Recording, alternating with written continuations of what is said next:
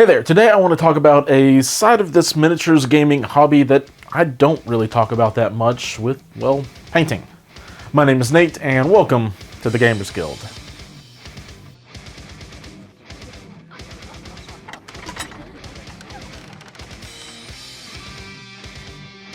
This isn't something that I talk about really often, and even if I do, it's something that is usually just barely brushed over.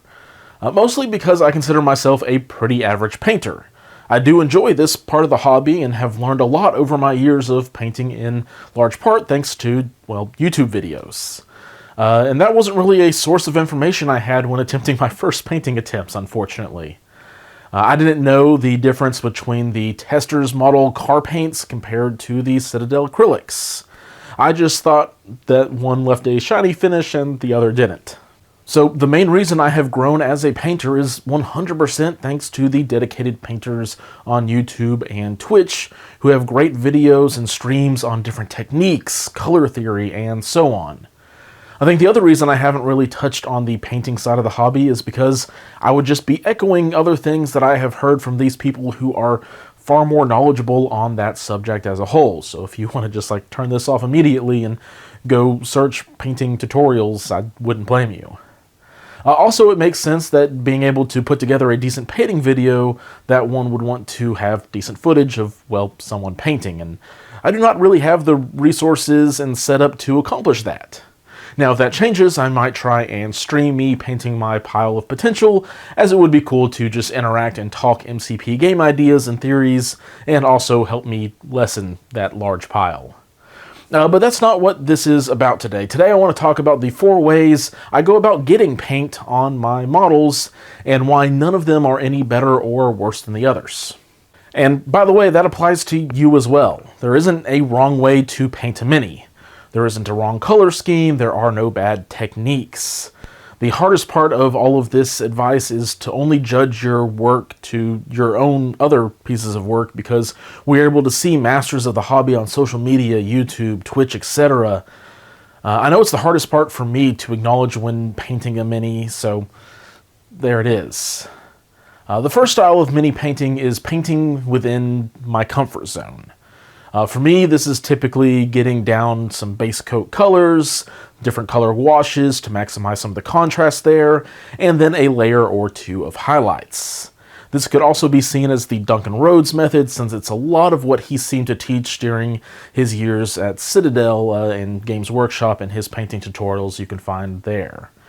If you are new and wanting to get a good grasp on painting fundamentals, I recommend this style because it teaches you a lot of the building blocks of painting with contrast layers, order of painting, and so on. I also like this as a starting point because you can begin to easily adapt other painting techniques into this method.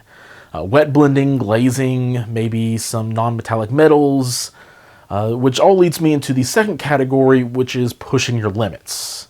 I will go ahead and say I only enter this realm probably 10 to 15% of the time when I paint, because I have plenty of things I enjoy. Board games, video games, books, TV shows, and so on, not to mention just other obligations in life. So I typically paint while listening to a show or a book in the background, and I'm just kind of going through the process, not giving the extra attention to try a new technique when I'm painting. Now, here are a couple times I have put forth that extra effort, and I will fully admit, I enjoy the results. I did some non-metallic metal on Cap's shield here, which was really cool accomplishment for me, and I did some wet blending on the inside of portion of Taskmaster's cape. I think I still have a little bit of learning to do here, but I enjoyed it. So when you're in the mood, don't be afraid to push yourself. Look up a how-to video for a different technique you want to go and start practicing. But if you want to get a new model to the table ASAP, paint them up to a place where you are comfortable with it and do that. It's what I did with my Agent Venom. I will admit I like the idea of doing a cool gray for his more armored bits, while trying to do a blue-black for the smoother, more symbiotic parts of his costume. And while it looks solid in person, I do think when I get my next one, because let's be honest, I'm going to be getting 3 of him, I am going to do the all blue-black and see if I like how it turns out more. I'm also probably going to try and push myself a bit and try some object source lighting on the next one. The next method I want to talk about is what Justin refers to as the Sith method, because it's quicker, easier, and provides solid results with quick paints. This is a method that is all about the prime and then paint it over with Citadel's contrast paints, Army Painter speed paints, or Vallejo's express paints. Recently, a version of this method has become very popular within the community and is known as Slap Chop. And I have used this method a lot more recently as I've taken on the task of painting my first board game that will end up with around 200 miniatures with Marvel Zombies. But I have also used it plenty with MCP. I used it at the beginning with some of the characters like Baron Zemo and Crossbones, and more recently I've used the Slap Chop method with the Howling Commandos and Nick Fury Jr. It's a great way to get some solid results out of minis quickly, and I will say it won't work as well on some of the characters that have wide flat spaces like Hulk and Juggernaut, but otherwise this method is awesome. There are easily like 20 to 30 how-to videos on this method if it is something you want to explore yourself. But after the prep time of priming and dry brushing, I was able to get these 3 all done within an hour. Then my final method of getting paint onto a miniature is commission painters. This isn't something I have used as often recently because my paint collection has grown along with my MCP collection.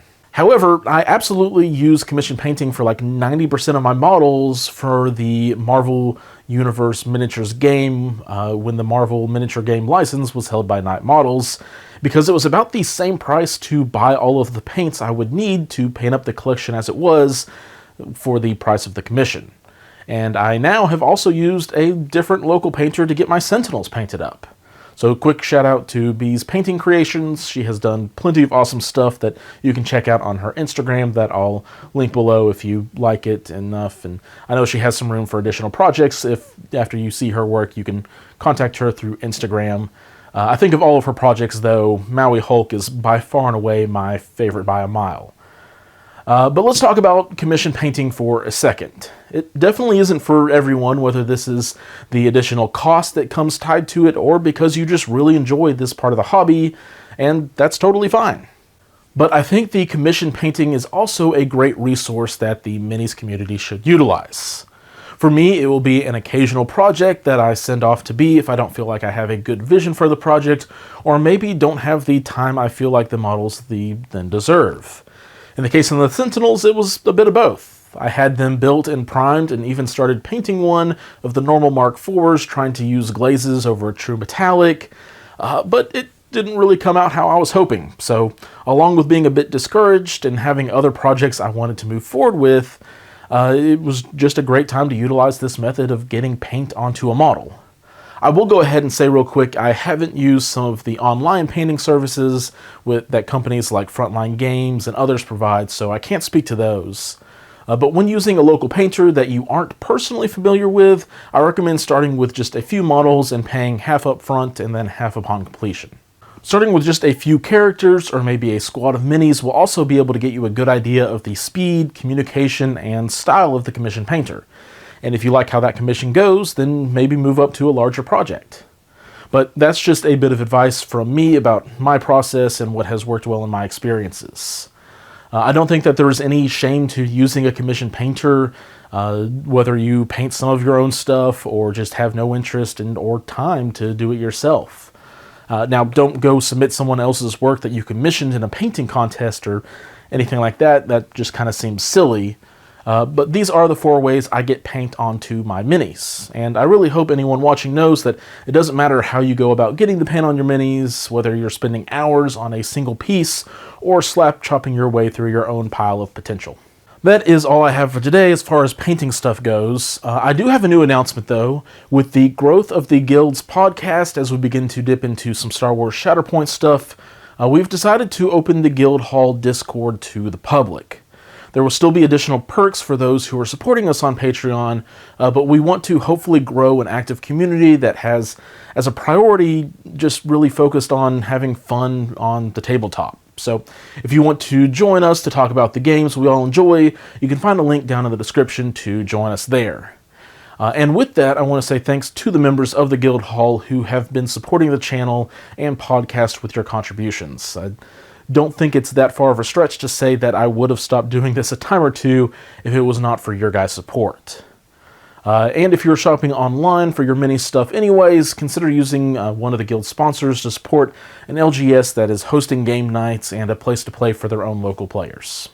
If you shop at Tritex, use the code TritexGGCP5 at checkout for an extra 5% off. And if you use that on a pre-order item like Emma Frost and Psylocke, it'll save you a total of 25% off.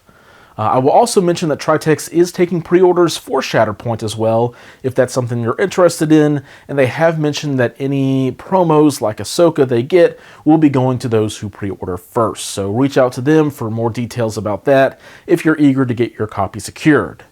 If you are in the US and are shopping online, head to GameChefs.org and use the code GamersGuild, no spaces, to save an extra 15% off of their already discounted prices, which comes out to a really good bargain on your end. However, I will continue to say if you are shopping from your own LGS, just keep supporting them. We all understand and appreciate that. Thank you all for watching, and until next time, keep on gaming.